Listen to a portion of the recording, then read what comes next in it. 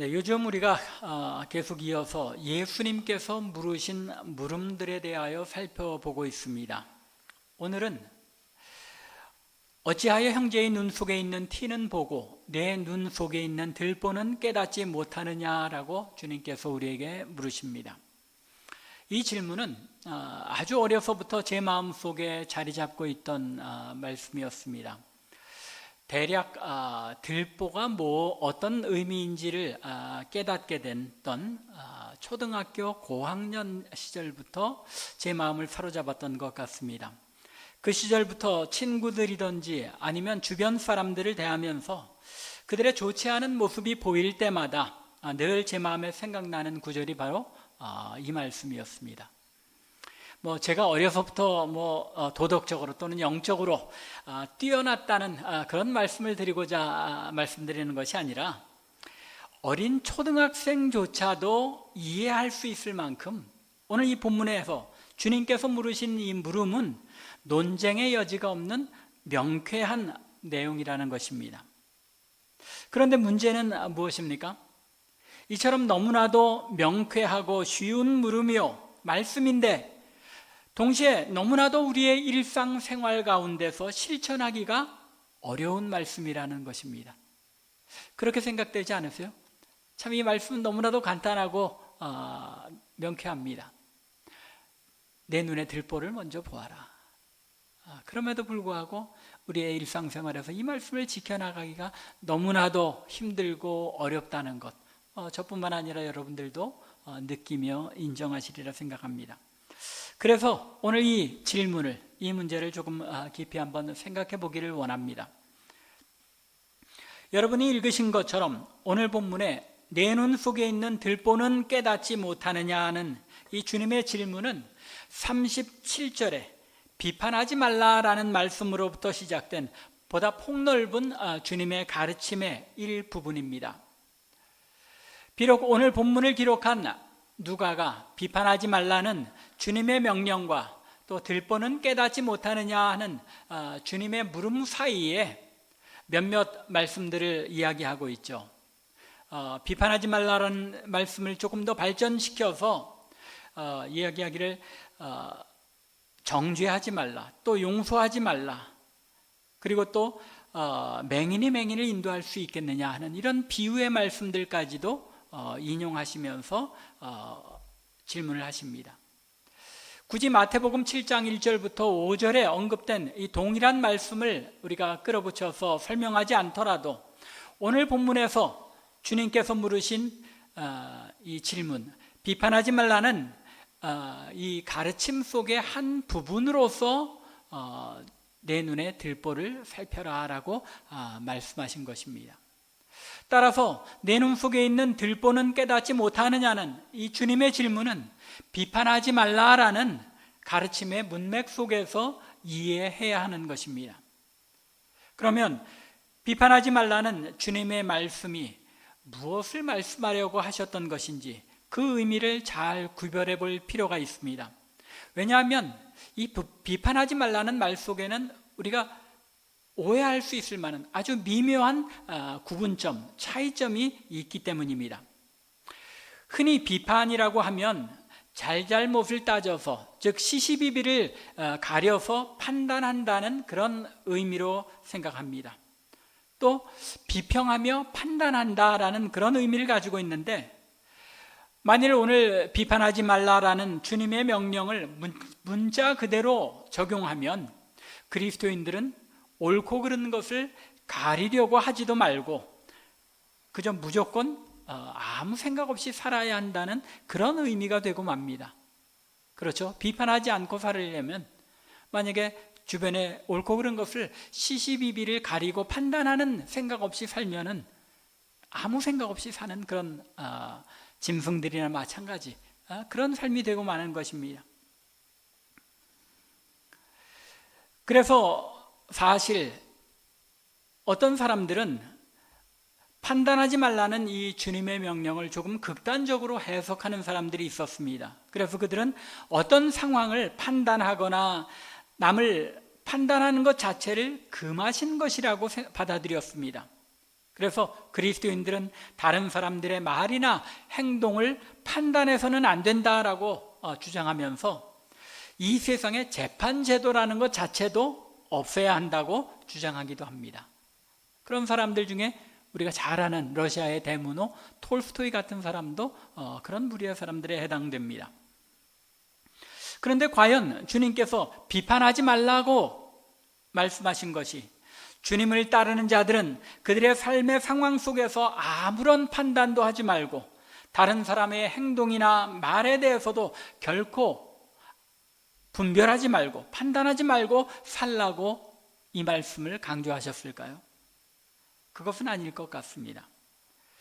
주님께서 비판하지 말라고 하신 것은 그런 의미로 말씀하신 것이 결코 아니라는 말입니다. 왜냐하면 마태복음 12장 34절 같은 구절을 보면 주님 자신이 바리새인과 서기관 등 유대 종교 지도자들을 가리켜 뭐라고 말씀하십니까? 독사의 자식들아, 독사의 자식들아, 너희는 악하니 어떻게 선한 말을 할 수 있겠느냐라고 그들을 꾸짖으십니다. 독사의 자식들이라, 어디 비할 수 없는 그런 이 비판에 해당되지요. 또 그들을 가리켜 너희는 악하니라고 판단을 하셨습니다.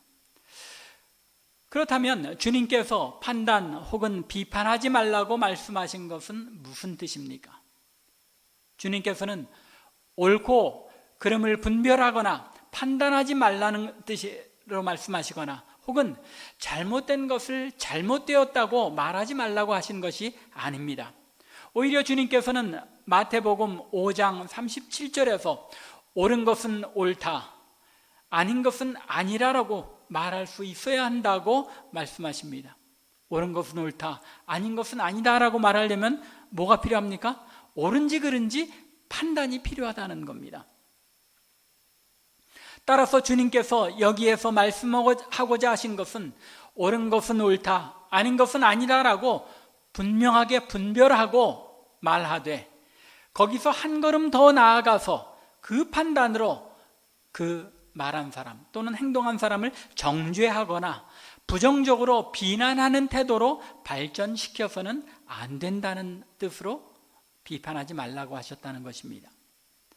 정죄는 하나님의 몫이므로 심판은 하나님께 맡기고 우리는 옳은 것과 그른 것을 분별하고 옳다 아니다만 우리의 마음에서 또는 입으로 말해야 한다면 그렇게 말하는데 그쳐야 한다는 것입니다. 그 말을 한 사람에게로 더 발전해서 그 사람을 비난하거나 정죄할 수 없다는 것입니다. 그럼에도 불구하고 우리는 옳은 것과 그른 것을 분별하고 판단하는 데서 그치지 않고 그것을 지적하고 비난하는 데까지 나아가게 된다는데 우리의 문제점이 있는 것입니다. 참 우리의 마음이라는 것이 그렇죠. 여기서 딱 멈춰야 되는데 그 선을 넘어갈 경우가 참 많다는 겁니다.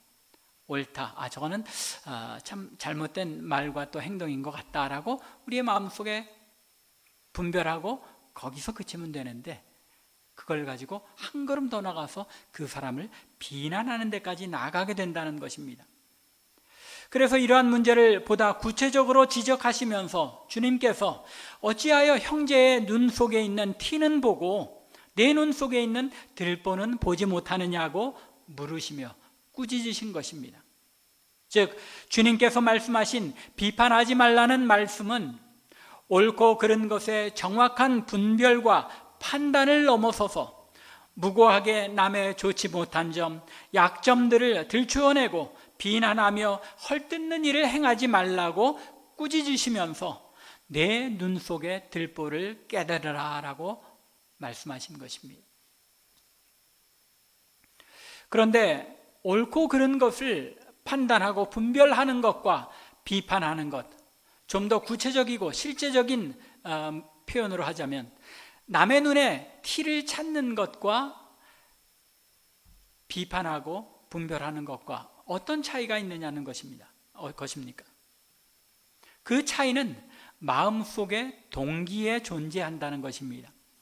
어떤 사람의 행동이나 말을 보고 저것은 잘못된 것이야, 옳지 못한 것이야 라고, 혹은 저것은 참 좋은 일이다 라고 마음에 판단하고 분별하는 일은 우리의 일상생활에 반드시 필요한 일입니다.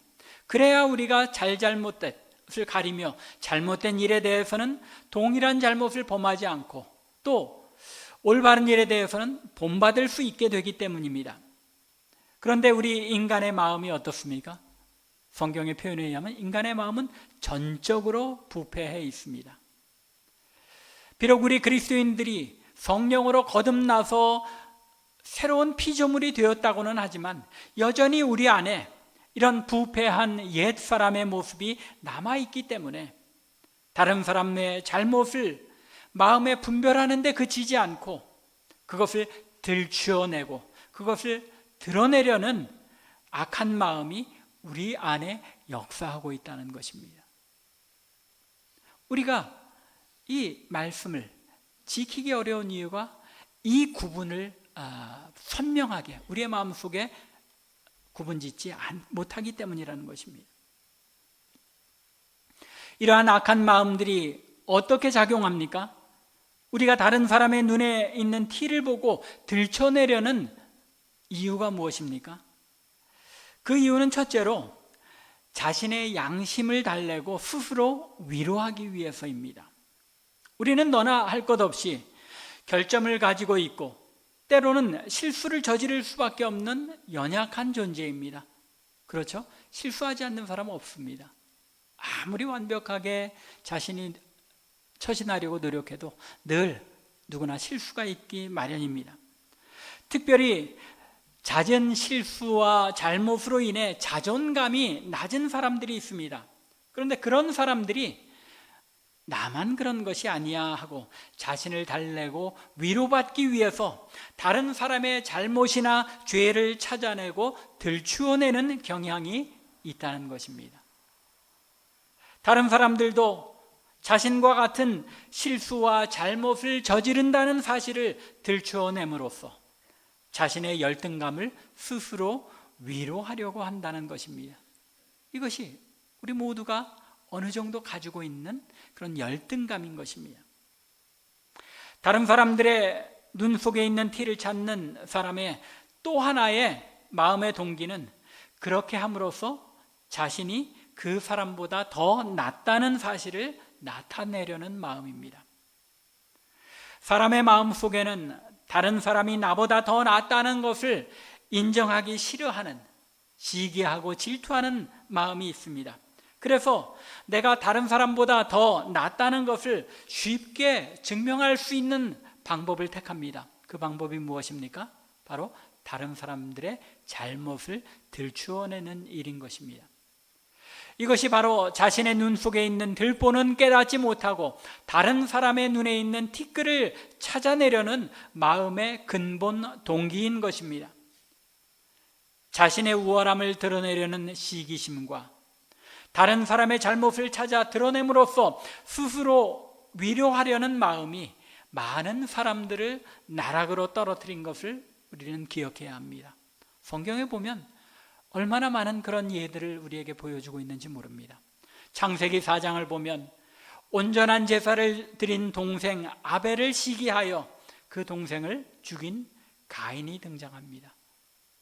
동생의 제사를 하나님께서 동생의 제사만 받으셨다는 사실을 시기하는 마음 때문에 일어난 일입니다. 또 하나님 앞에 의로운 마음과 행위로 온전한 자로 인정받은 다윗을 시기하여 평생을 다윗을 죽이기 위해 자신의 삶을 낭비한 사람이 있습니다. 누구죠? 사울 아닙니까? 사무엘상의 후반부의 전체 내용이 다 여기에 집중이 되어 있다고 할 수 있을 정도로 사울이 집착적으로 다윗을 죽이려는 그 시기하는 마음이 강조되어 있는 것을 볼 수 있습니다. 또 누가복음 15장을 보면 탕자의 비유가 등장하지요. 이 탕자의 비유는 잃었던 아들을 찾은 아버지의 기쁨을 이야기하는 이야기이기도 하지만 집 나갔던 동생이 돌아오자 아버지가 기뻐하며 잔치를 벌인 것을 못마땅해 하고 시기하였던 형의 이야기이기도 합니다.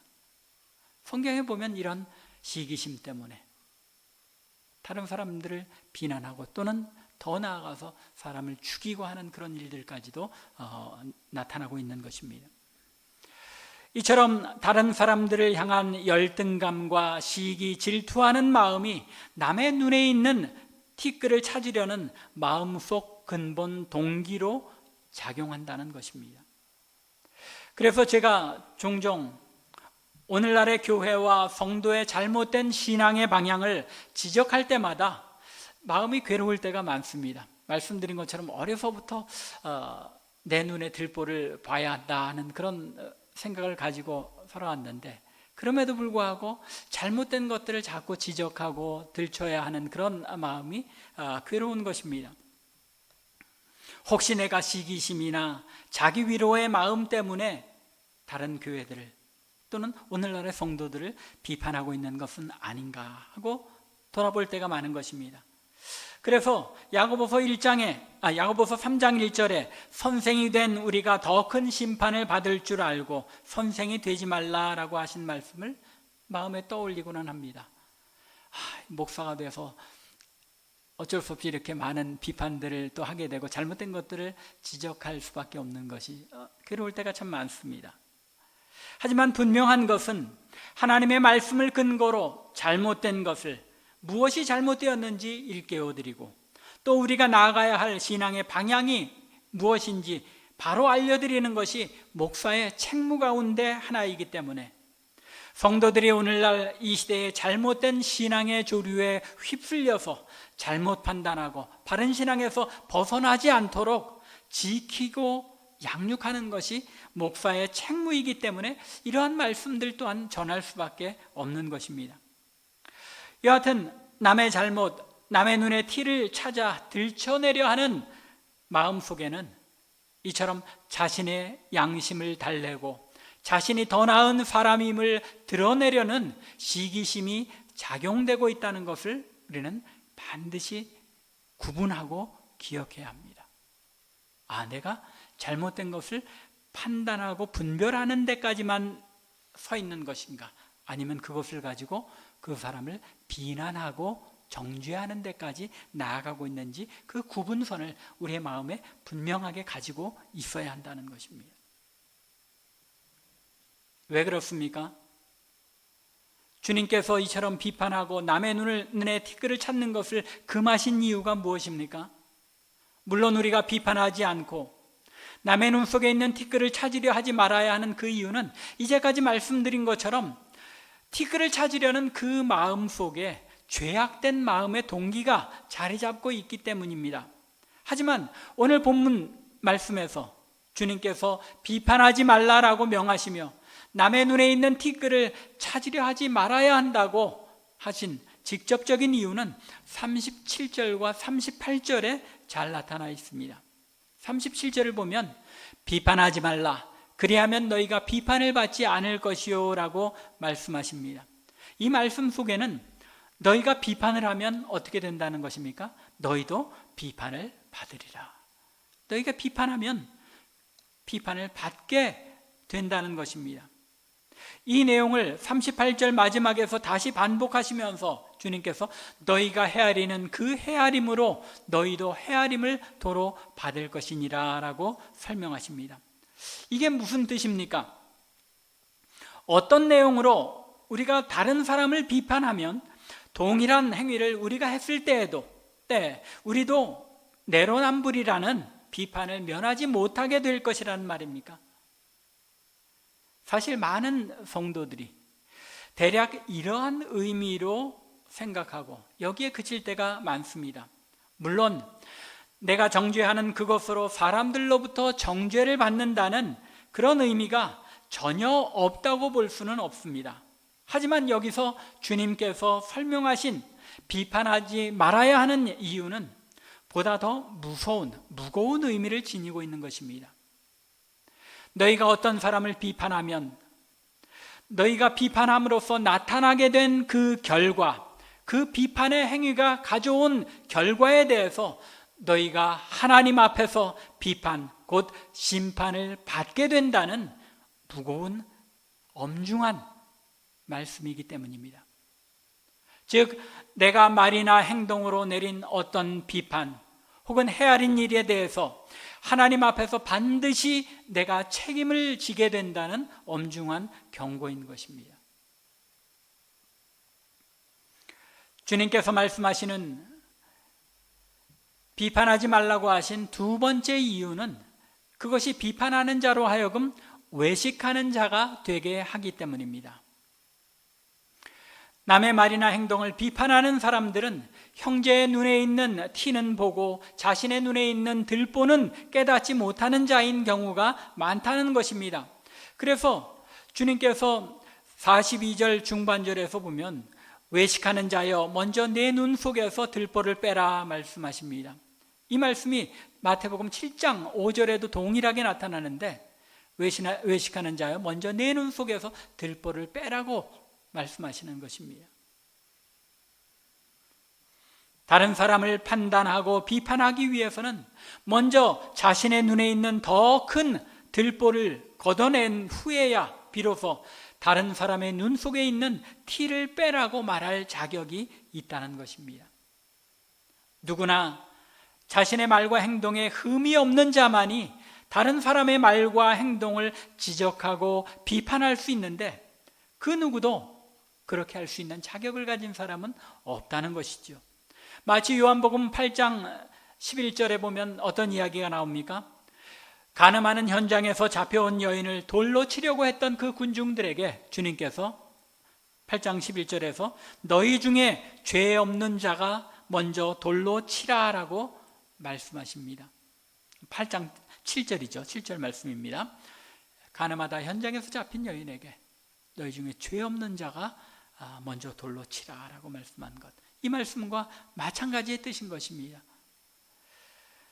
진리에 관심을 가진 자는 먼저 스스로 그 진리의 말씀을 행하고 나서 그 진리를 가르치거나 행하지 않는 자를 꾸짖어야 한다는 것입니다. 참 어렵죠. 좀 아까도 말씀드렸지만 목사로 앞에 서서 말씀을 전할 때마다 힘들고 괴로울 때가 참 많습니다. 나도 참 철저하게 행하지 못하는 그런 말씀들인데 전해야 한다는 것, 그런 것이 참 하나님 앞에 두렵고 떨릴 때가 많이 있는 것입니다. 여기에서 비판하지 말아야 하는 또 하나의 이유를 우리가 추론할 수 있는데, 그것은 비판하는 그 헤아림을 통해서 나 자신이 어떤 위치에 서게 되는 겁니까? 다른 사람들을 판단하는 재판장의 자리에 서게 된다는 것입니다. 즉 내가 남을 판단하는 위치, 다른 사람들보다 더 나은 자라는 그런 자만심에 빠지게 된다는 것입니다.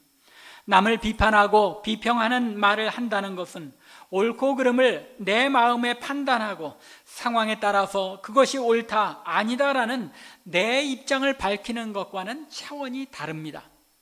남이 행한 말과 행동에 대하여 비난하는 것은 적어도 나는 그렇지 않다는 우월의식이나 자신이 남을 판단하는 심판자의 자리에 있다는 교만한 마음이 그 안에 자리 잡고 있다는 것입니다. 남을 비난하고 남을 헐뜯는 말을 한다는 것, 참 하나님 앞에 무서운 죄악이라는 것을 우리가 다시 한번 깨닫게 됩니다. 내가 하나님의 자리에 앉아서 그 사람을 판단하고 비난하고 있다는 것입니다. 정죄하고 있다는 것입니다. 심판하는 권세는 오직 하나님께만 속하여 있는 것이고 하나님께서 부여하신 재판장들에게만 있는 것입니다. 그런데 내가 스스로 교만하게 그 위치를 자처하는 것입니다.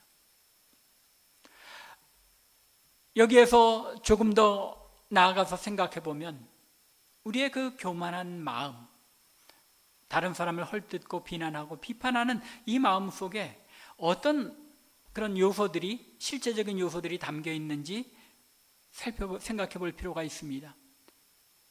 간단하게만 말씀드리자면 다른 사람들을 비판하고 남의 눈에 티를 찾는다는 것은 마음의 동기가 잘못된 것이라고 말씀드렸죠. 그 비판을 받는 사람에게 또한 상처를 주는 것이고 실족하게 하는 것이기 때문에 남의 눈에 티를 찾아서 그것을 드러내려 하지 말아야 한다는 것입니다. 마태복음에서 주님께서 연약한 자를 실족하게 하는 것이 얼마나 두려운 죄악인지 무서운 죄인지 지적하셨습니다. 또 남의 눈에 티끌을 찾는 것은 자기 스스로도 하나님 앞에 죄를 범하는 것이라고 이미 말씀드렸습니다. 그리고 더 나아가서 반복하여 다른 사람을 비판하고 비난하며 헐뜯는 사람은 결국 다른 사람들에게 따돌림을 받을 수밖에 없습니다. 그렇죠? 우리가 우리의 삶을 돌아보면 사람들이 다른 사람들 비난하고 날마다 헐뜯는 그런 사람들을 좋아하지 않습니다. 다 멀리하게 마련이죠. 그렇기 때문에 내가 헐뜯는 것, 비난하는 것이 내 습관이 되지 않도록 주의해야 하는 것입니다. 분별해야 하는 것입니다. 반복된 죄로 말미암아 내 마음이 강팍해지고 스스로 회개할 수 있는 기회조차 박탈당하는 일이 일어날 수 있다는 것입니다. 죄라는 것이 늘 그렇죠. 계속 반복되다 보면 죄에 대하여 무감각해집니다. 무감각해지면 회개할 기회를 놓치게 됩니다. 그 죄악에 대해서 하나님 앞에 반드시 책임을 져야 할 때가 돌아오게 된다는 것입니다. 서로 비판하며 상대방의 눈에 있는 티끌을 찾으려 해서는 우리가 하나님의 백성다운 삶을 이어갈 수 없다는 것입니다. 하나님의 백성의 공동체는 그런 공동체가 아니라는 것을 사도 바울이 빌립보서 2장에서 설명합니다. 3절부터 5절의 말씀을 보면 아무 일에든지 다툼이나 허영으로 하지 말고 오직 겸손한 마음으로 각각 자기보다 남을 낮게 여기라고 말씀합니다. 남을 헐뜯고 비난하고 비판하는 그런 마음은 다른 사람들을 나보다 낮게 여기는 마음이 아니죠. 내가 재판장이 되고 내가 더 나은 것을 우월감을 드러내는 표현이 또한 다른 사람을 헐뜯는 일들인 것입니다. 그래서 각각 자기의 일을 돌볼 뿐더러 다른 사람들의 일을 돌보는 마음을 가지라는 것입니다. 그 마음을 가리켜 누구의 마음이라고 말합니까? 예수 그리스도의 마음. 너희 안에 이 마음을 품으라. 다른 사람들을 나보다 낮게 여기고 다른 사람의 일을 돌볼 뿐만 아니라 각각 자기 일뿐만 아니라 다른 사람의 일들을 돌보며 세워가는 공동체, 그것이 하나님의 백성들의 공동체라는 것입니다. 비판하고 남의 눈에 티끌을 찾는 일은 우리를 파멸로 이끄는 지름길인 것을 명심할 수 있기 바랍니다.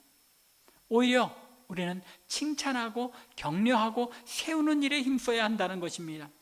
한때 그런 말이 유행했죠. 칭찬은 고래도 춤추게 한다. 고래가 어떻게 춤추는지 못 봤습니다. 보지는 못했습니다. 그런데 말로만이 아니라 진심으로 서로를 격려하고 칭찬하는 말들을 할 때 하나님의 백성의 공동체가 사도 바울이 이야기한 것처럼 기쁨으로 충만해질 수 있다는 것을 성경은 우리에게 알려주고 있습니다. 간절히 원하기는 우리 참빛교회 공동체가 오늘 우리에게 주님께서 어찌하여 형제의 눈 속에 있는 티는 보고 내 눈 속에 있는 들보는 깨닫지 못하느냐고 물으시는 이 주님의 물음을 늘 마음에 기억하며 서로 남의 눈에 있는 티끌을 찾기보다는 내 눈의 들보를 항상 들여다보며 스스로 경성하는 가운데 격려하는 말과 칭찬하는 말과 행동으로 나보다 남을 낮게 여기며 서로를 세워감으로 말미암아 아름다운 하나님 나라 백성의 공동체를 우리 가운데 이루어갈 수 있게 되기를 주님의 이름으로 간절히 축원합니다. 기도드리겠습니다.